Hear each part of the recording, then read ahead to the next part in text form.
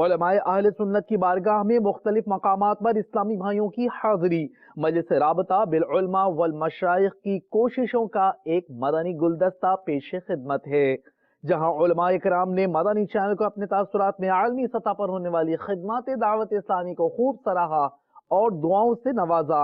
ہم کو اے طور سنی عالموں سے پیار ہے، ہم کو اے طور سنی عالموں سے پیار ہے، انشاءاللہ دو جہاں میں اپنا بیڑا پار ہے، انشاءاللہ دو جہاں میں اپنا بیڑا پار ہے۔